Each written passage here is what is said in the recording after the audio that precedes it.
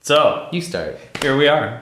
Yeah. Again, day 13. Yeah. How appropriate that I start day 13. Yeah. So, anyway, here we are again, the 42, not 42 steps, 42 days of magic practice, right? So, before we get into today's practice and explanation of how to, I just want to reiterate a couple things, and it's good to, continually, put this out there.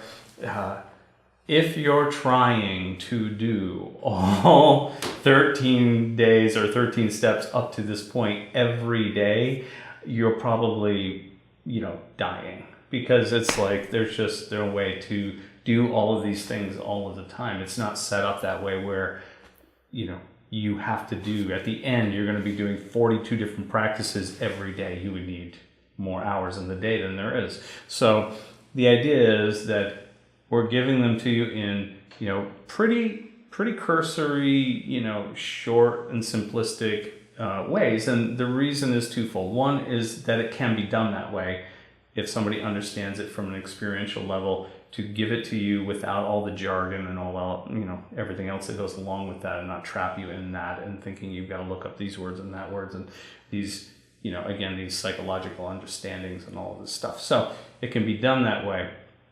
The other reason is, each one of these practices could be, extended so much more and deeper. And we could do 42 days or more on each practice. So the idea is to give you a taste, again, with the end result being you producing something that you want through your own projection of power, basically, through your own tenacity and persistence and drive, transforming yourself, and that's going to project something new into your world.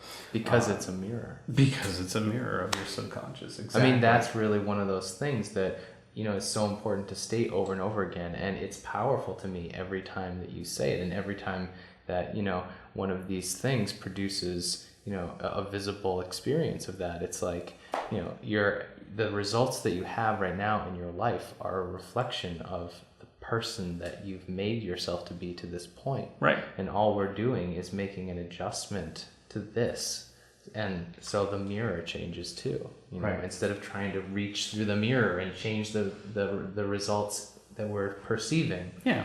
Yeah. We don't change the guy in the mirror's hair. Right. Right. You change your hair or whatever it is, and then it reflects that back, right? You don't change his shirt and expect it to be, you're right, you change yours, and then the reflection comes back to you. It's the same thing with this.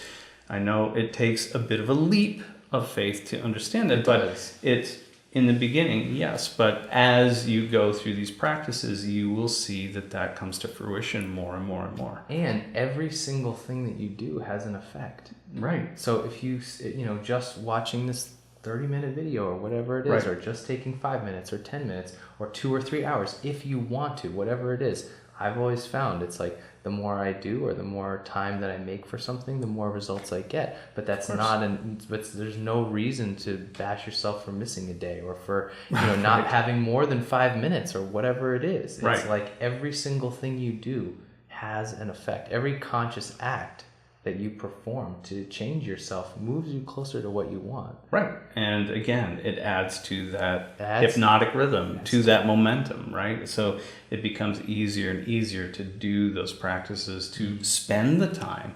You want to do that more than you want to whatever else it was that you were doing, fill in the blank, right? So, you want to, it's your body, the body mind is saying, wow, I'm getting such a charge out of this. I want you to do more, and it makes the opportunity for you to do that, and shows you the opportunities where that can happen instead of whatever else. Yeah. So it's important, and on that end too, if you're doing one of the practices and you're getting a huge charge out of it, don't feel like you have to just stop that and go into the next one. Play it out. Spend some time with it. Get a little deeper with it. That's fantastic. It's only going to add momentum to what you're doing. So, if you're really, getting some gas out of, doing the mirror observation, whatever it is, then, go for it, put some extra time into it, take a few extra days and do that, or a week or whatever it is. And then pick up where the next one starts, and add to that. You're going to see that your momentum grows if you do that. Don't feel you need to be restricted in any way by, using our timetable that we produce this on. It's not that way. If you're getting something out of it, then, dive into that and milk it for what it's worth, basically. Absolutely. Yeah, absolutely. It's really good. And so all right. So then that'll take us to today's practice. Day 13. Day 13. Nice. Yeah. Nice. And as we get into this practice, it's really important to remember that the technique that we're introducing today can be used in a very generalized way, but that it can also be tailored to something very specific that you're trying to change, such as, within the context of your end result. But the end result that you chose at the beginning, but whether you choose to do it in a very generalized way, right, or with something specific that you're trying to dissipate, or, it's all of those things are going to have, the result of helping you have more energy and move closer to your goal. To your goal. Absolutely. And it's another good thing to note. I mean, this is a pretty broad topic again, but I just want to mention that every tradition has something like this, whether they call it this or not. Well, I'm using a very generalized term of burning, but every shamanic tradition, every tradition of Asian tradition, whatever, it's like they all have a version of this practice. And it's very important because it's a way to, sort of remove the dross or the unnecessary parts away from some energetic structure, right? So we can, utilize it. The most obvious place to utilize it right now would be to take something from your black mirror and, sort of use that as something you're going to burn away the excess, burn away the dross, the stuff that's not necessary, or maybe some momentum that's clinging to it, that's holding it and giving it more mass, and is a little more difficult for you to sort of identify when it comes up during the day. When I target it and burn it, it ends up, it sort of sheds some of that mass and becomes a little bit easier to manipulate, or it becomes a little shinier, right? So, it's like, finding a nugget in the ground, right? It's just all dirty and it's got all kinds of crap on it, whatever, and it's like, I don't know what it is, and I gotta clean it, right? I'm taking the stuff off, I'm running it underwater, or using whatever I have, spitting on it, it's like shining it up, and then, what do I have there? I might have a gold coin, I might have something else, it might just be an old nail, but I don't know when it has all that crap around it. And all of those things are useful to one extent or another, right? What they were made for, or maybe some other use that I don't know right now, right? But the idea is that I'm taking off the dross or the excess stuff that's not necessary. So this is a great way to do that, so that you can identify it. And when you identify it, it becomes easier to see in your day, and it becomes easier to put in its proper place and become aware and conscious of it, right? Because that's what we want. We want to become aware and conscious of what we're doing every moment of the day. That's the goal. That's the ultimate transmutation. That's the ultimate transmutation. We're doing it to ourselves, right? So that's part of this process. So again, when we do this, and I'm going to use a version that I know, there are multiple versions. Like I said, every tradition has it. So, and even within that tradition, it can be utilized in a myriad of different ways. Right. Which is very, it's an awesome technique. So I think we're going to do just the generalized version of it, and then we'll probably teach one specific variation later. So, right. So the generalized version, and I'll go through it very quickly, is basically I'm identifying, something that I'm going to burn or take away the excess, right? So take away the excess mass to it. So, and I'm stating why I'm doing that, because this will help me to identify it more clearly and see it in my life. And when I can see it in my life, I can make a conscious decision whether I do want to do that or I don't want to do that. But either way, I'm congruent with making it, aware of it, right? So, and so that's what it is. Maybe it's completely dissipating it out of my life. It's an option, so, but, first we have to identify what it is to put it in its right place. So, so I choose that, and I'm there. I'm here to burn away the excess of this thing, whatever it is that you choose. And then I relax my body, right? I relax my body, there are lots of ways to do the relaxation. We've done some more with the idea of, identifying and relaxing and sort of identifying areas where the body can sort of the body mind can keep you sort of grounded to this place. And instead of letting you become more wave-like in your energetic form and less particle, right? So, but it's going to try to rend you back down. But in general, for this, we want to, do a generalized relaxation. So when I learned it was very small increments going up the left side of the body and then down the right side of the body. And that took some time, obviously, but we had nothing but time at the time. So it was like, it was a very long process. In this case, we're going to do a revised version of that and just say, start relaxing from the head down. And, you're going to just go through general areas of the body. So you're going to relax your face, your jaws, it sounds funny, but your ears, your scalp, relax your eyes, relax your throat, just work your way down the body. Relax your shoulders and neck, relax your arms, relax your chest, relax your back, upper back, go down further, relax, the abdomen area, the lower back, the groin, relax your legs, your hips, relax the knees, relax the calves, ankles, and feet. So we're just going to incrementally go through it and relax each piece going down and trying to get as relaxed as possible. Okay, so that... And using that simple command. Simple command, just I identify the place and I just tell it to relax. Ears, relax. Right. Jaw, Exactly. relax. Relax. Right. Head, relax. I want to make it as simple as possible all the time.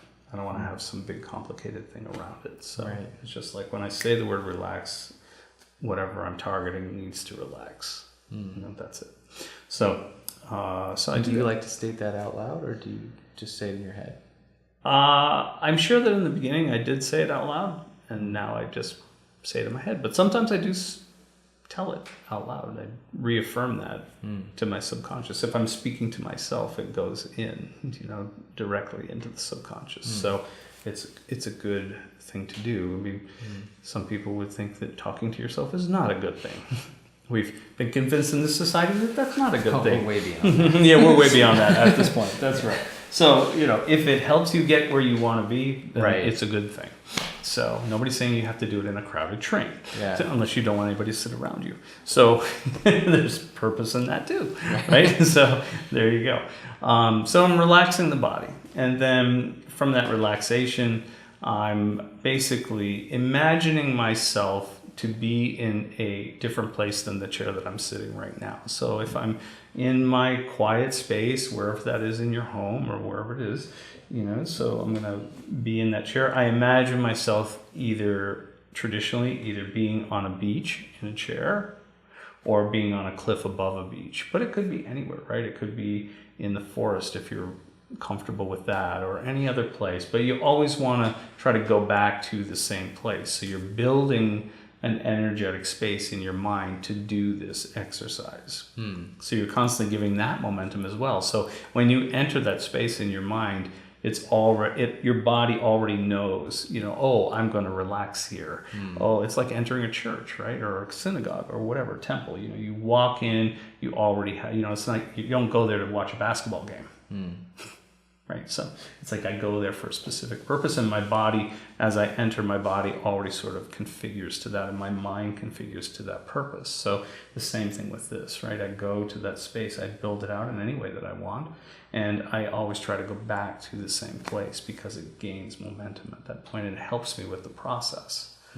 Once I'm there, I'm in that state, I'm in a comfortable state, and then basically the short version is that I breathe in a yellow light, through my nose, through my mouth. If I have cold, you can still do this, right? I breathe in this yellow light, And as if my body were an empty vessel, it fills me up from the toes, and every breath it fills me up more and more and more, all the way to the top of my head. It may take several breaths, or more, right? So I build it up, and I keep breathing in this yellow light. Now, the source of the light could be a candle. If you've lit a candle in your room and you imagine that goes with you to your place, or it could be the sun. I've done it that way. It can be a golden halo around you. There's all kinds of different visualizations for that, right? So I'm breathing in that yellow light, and as I breathe it in and I fill myself up, I continue to breathe it in, and it's like it pressurizes inside my body. And as it does, it pushes out, I imagine that it pushes out this black substance through the pores of my skin all over my body, right? So it could be like oil or soot or ash.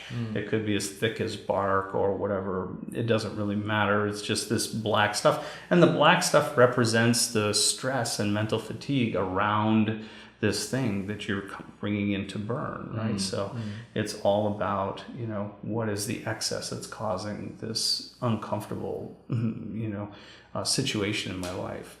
And so as I bring that up, I'm breathing in the yellow, pushing out the black, and then I imagine a red flame that burns this black stuff off as it goes over my body, in any form that you think. Some people will start this sort of red flame fire under their chair and it burns as it comes out, right? Some people will sort of have a ring of fire that just sort of goes over their skin and burns off that black debris, and it just becomes dust that gets blown to the wind, whatever, it disappears, basically. It's important that cycle is continued. So I breathe in the yellow light, it pushes out the black, and I burn it off with a red flame. And that rotates and goes there for as long as you want to do it, right? If you start to get too fatigued or whatever, you come back to the place in your room, make the conscious aware choice to come back to the room where you started, and you open your eyes, you finish. Don't move too quickly. Sit there for a minute and just sort of acclimate to your surroundings, and you'll have some interesting experiences with that, and then you can get up and go, and just you make a quick note on how that was, what happened during it, and that's it. And basically you could do this for a short period of time, you could do it for a long period of time, right? So the timing can be the extent of the timing can be extreme, right? So I've never had really many people ever go past an hour or more. Usually, traditionally the way I learned it was 45 minutes to an hour, basically. But it's not necessary to do it like that. As you get used to it and you get better and better at it, and you get quicker into the relaxation phase, and you understand the process, 5 minutes, 10 minutes of doing it is going to still be beneficial for you. It's very, very important, I think, to mention that 10 minutes is very effective. Oh, because, I've been doing this practice for a while, and sometimes you do it and you feel like, wow, that was like amazing. I feel so much better. I feel so much more clear. I feel more energized, all that stuff. And sometimes you just feel like, I still kind of, it's like, oh, right. It was okay, Yeah. But some of the times that have been the most profound were some of the shorter ones. Right. And giving myself permission to do a shorter one and to know that it's enough. It's valuable. And it's valuable. It was important for me. So. And letting your subconscious know that, this is the time I have. Yeah. And so it's going to make it more efficient. And so when you do, because it knows it's on a time schedule, right? Not to make you rushed, no, and not to make you feel anxious about it, but you want to, give it the parameters that you have, and say like, oh, I've only got, got an extra 10 minutes at lunch. I'm going to do this practice, right? And if I don't have a private place to do it, I'm going to go to my car and do it. Yeah. So it's like, because I feel like I really need that to get through the rest of my day, or it's a good place to get my 10 minutes in. Right. Fine, this is great, be flexible. Don't be, this practice is all about being flexible. Yeah. It's having a flexible view of the world and a flexible way that you maneuver in that world, right? Mm-hmm. So it's not this rigid thing.